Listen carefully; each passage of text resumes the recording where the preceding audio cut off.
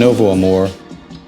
Novo Amor because his chilled music, his vibe is just everything I'm about.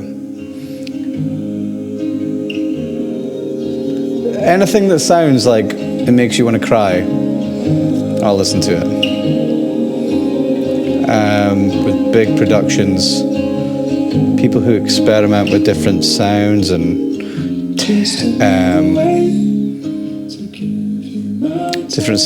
different techniques of recording just to make things not sound like perfect. It's my favorite. Anyway, I'm in my studio today, and today is the 17th of December.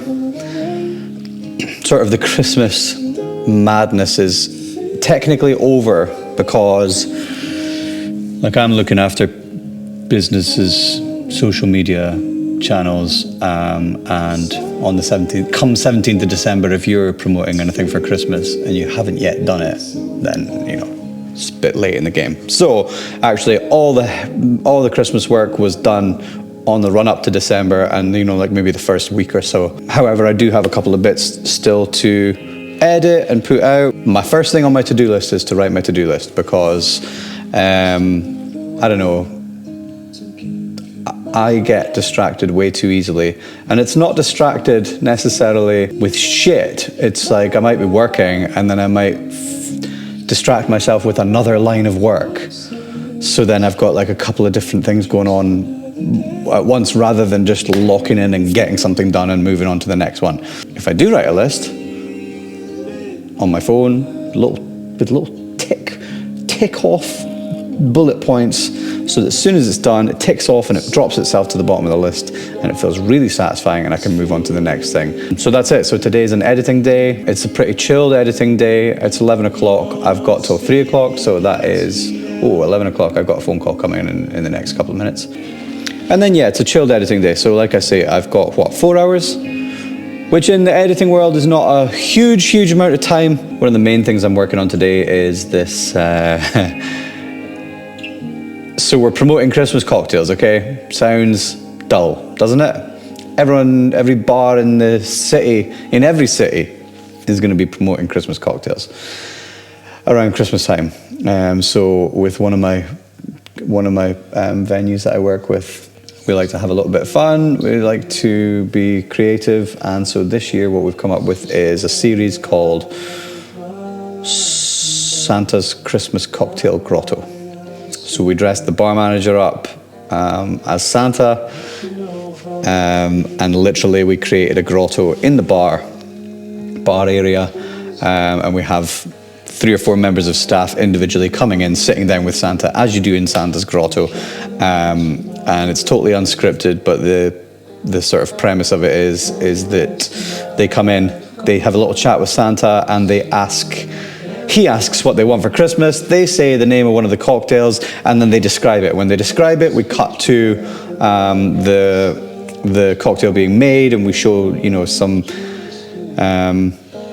you know, make the people want to drink it kind of thing. And so I've done 3 episodes, three episodes from that series, and we've got 1 more to do, plus what will be the blooper kind of reel on Christmas Eve, I think, Christmas Eve. But, you know, this is the world of content creation, in my eyes, is really not to be boring. You know, people, if you look at most kind of commercials and adverts these days on TV and online, and nobody's being boring, nobody's just telling you what it is and that you want to buy it. Like, it's not like that anymore. People have to be creative, people have to be engaging, people have to be funny. And so with this cocktail grotto, we don't script it, we just sit them in front of the camera and we just see what comes out. And then really, ultimately, obviously, we want good chat between the people in front of camera, which we got. But really, it comes down to me to piece it together in a way that it's watchable and engaging and funny. And so my favorite thing to do is to pull out the little nuggets that when people essentially forget that they're being filmed and they're just themselves and they're not thinking about what the camera's seeing and what they have to say and all this. Little nuggets of stuff that goes on when you get the real kind of person and you get some real authenticity in the video. That's my favorite way of putting content together. Anyway, so that's what we're doing today. For the most part, we're going to be working on episode 4 of Santa's Christmas Cocktail Grotto. I'm just going to enjoy myself in the studio. I'll stop for lunch at some point. I'm going to stick on Yellowstone. People have been talking about Yellowstone and I haven't started watching it or anything like that. So, popping my Yellowstone cherry. Looking forward to that. That's going to be my new lunchtime ting. Stop for maybe half an hour, 45 minutes every day just to eat and recharge. You can easily make the mistake of sitting at your computer for too long, thinking, gotta get in there, gotta get this done. And actually your brain can only, your brain needs fuel. So if you've not hydrated and if you've not had something to eat, then your brain's gonna get tired, as well as your body's gonna get tired. And you might not work not just quite as efficiently, but quite as well. You want your brain to be firing on all cylinders when you are trying to be creative, when you are trying to not deliver substandard bits and pieces. So, welcome to my studio. Welcome to a day in my studio, and I'm happy to feel like I've got some company. This is who I'm looking for, Eric. Eric is, and he won't mind me saying, a complete idiot. I think he sits down and says, "Hi, Donald Trump here." So there you go. Immediately, you've got somebody who's not beige, not vanilla, sitting down in front of the camera.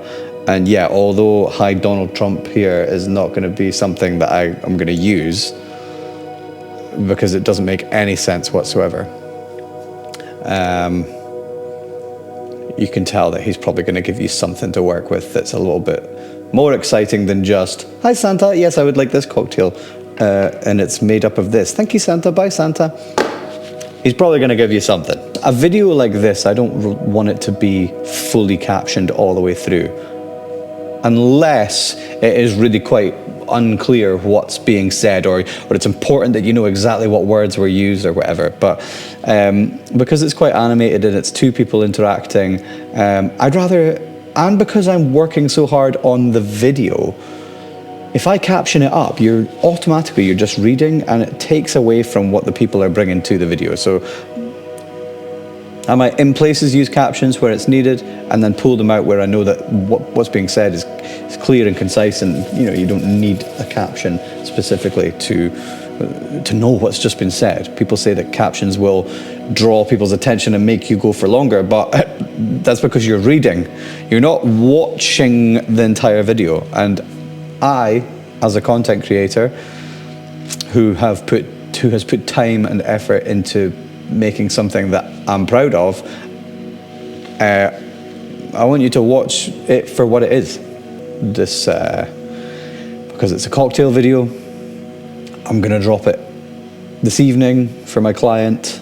I look after their platform for them, so I will drop it on TikTok and Instagram on their behalf at, 6 p.m, 7 p.m, 7:30, any kind of time around then when people have finished their day, or the majority of people have finished their day, they've maybe cooked their dinner, they're maybe chilling, and they're maybe scrolling.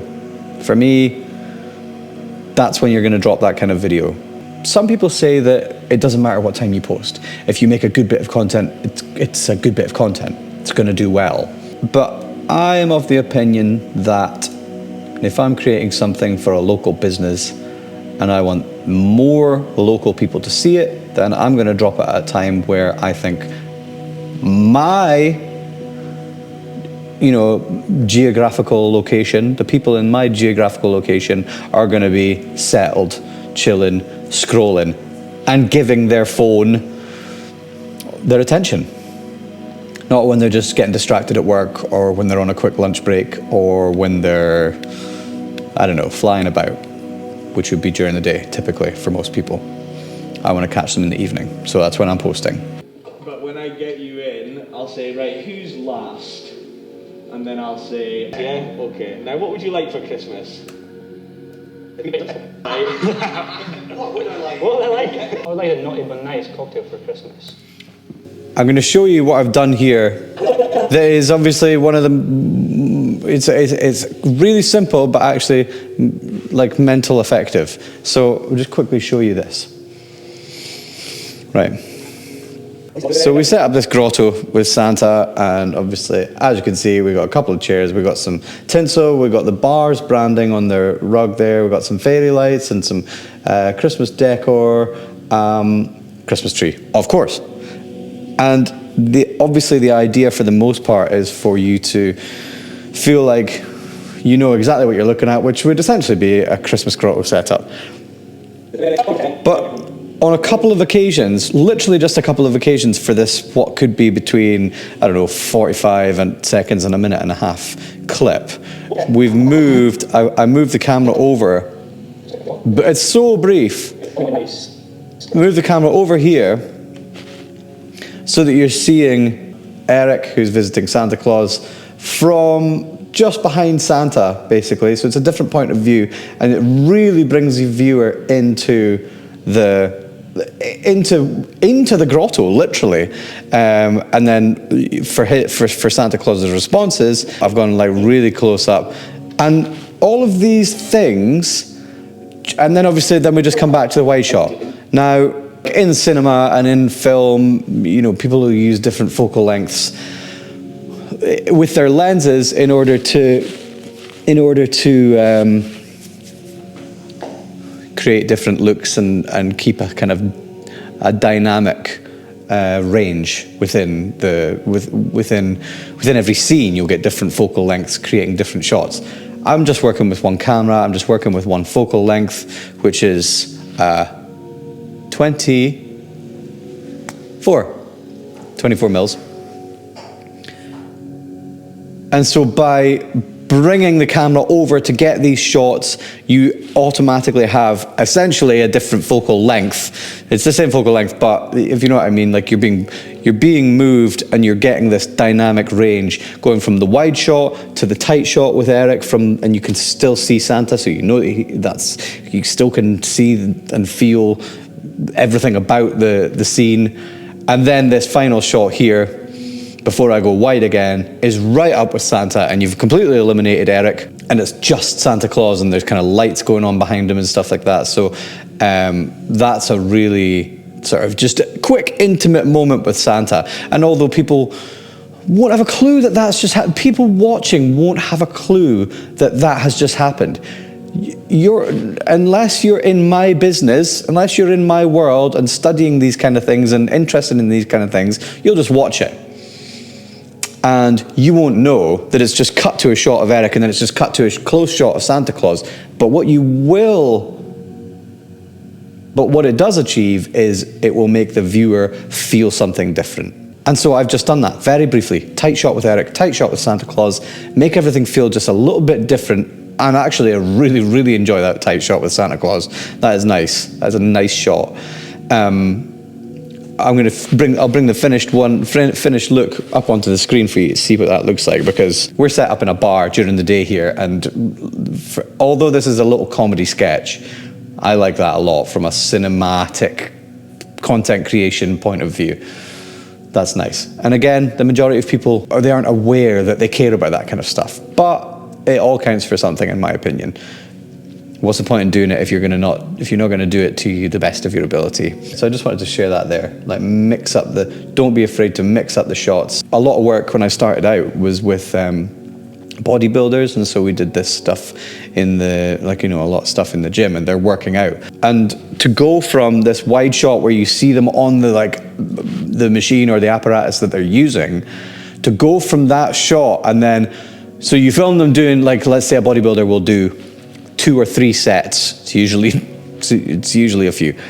2 or 3 sets of the same exercise. On set 1, I'll film from one angle. On set 2, I'll film from another angle. And then set 3, I'll maybe just go handheld and I'll go really in close and get details. So let's just say, for example, it's like a barbell being pushed up or something being pressed.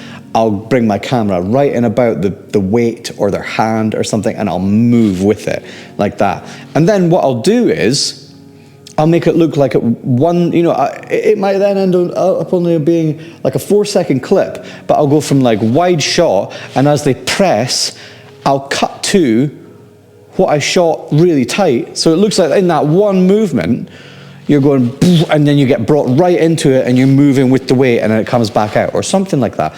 The point I'm making is to add a dynamic range in that way is a really simple concept, right? It's film it in from different angles. But then when you bring it into the edit and you can treat it as if it was all one take, you know what I mean? All happening in one motion, then it's immediately better than just one point of view, one wide shot or one tight shot. Make it bang, bang. That's one little nugget that you can take away to use to make your stuff more exciting, you know? And actually, you can take something that's happening that's mundane, like potentially somebody pressing a barbell, and you can make it more exciting because you add some dynamic range and you add some movement to it. And automatically, maybe somebody who's even watching that's not into bodybuilding just gets suckered in because the visual's really cool. So yeah, I just wanted to share that. And I'm distracting myself today from my work by sharing these kind of things, but who cares?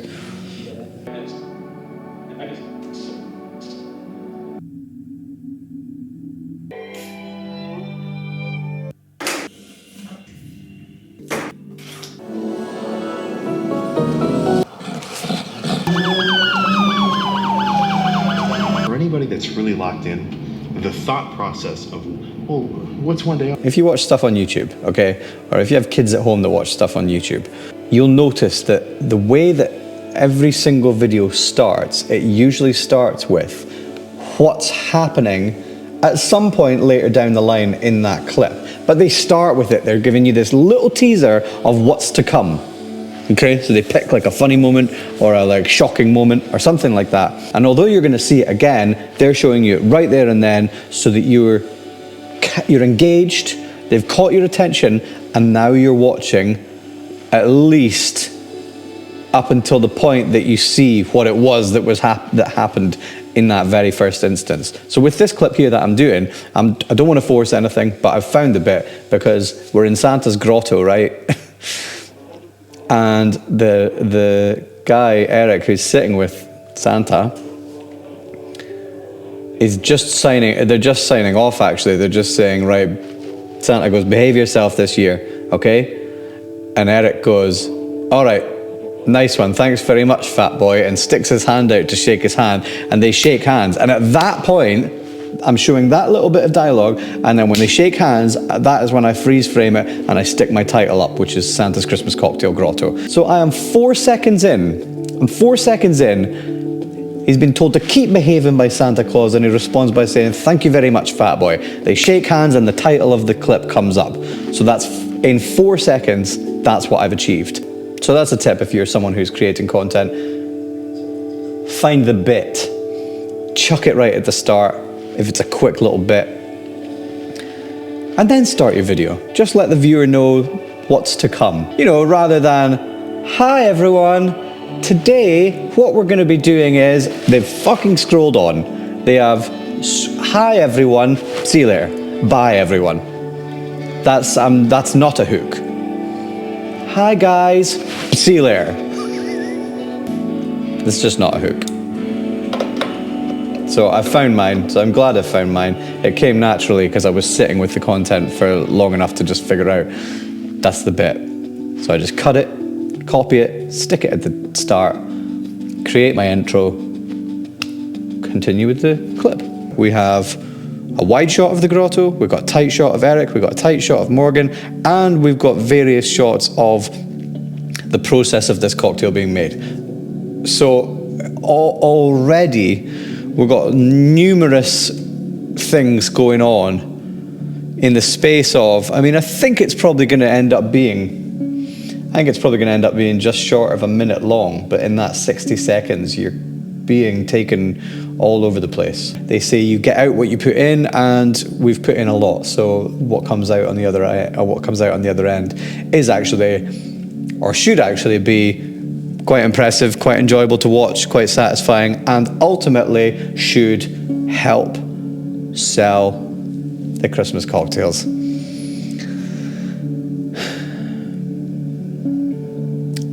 I'm definitely someone who, I've always been obsessed with, like making sure I love my job.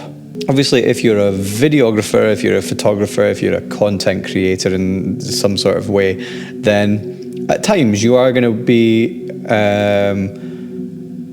putting out things that could easily be boring. For example, if I told you right now, oh, I'm putting this reel out today that it's a Christmas cocktail for a bar in Aberdeen, in the city that I live, you'd think, boring. And actually it could easily be reasonably boring. It could be just the cocktail being made, which might, if you're good at what you do, you can make it look nice. But that's about as far as it would go. It would look nice.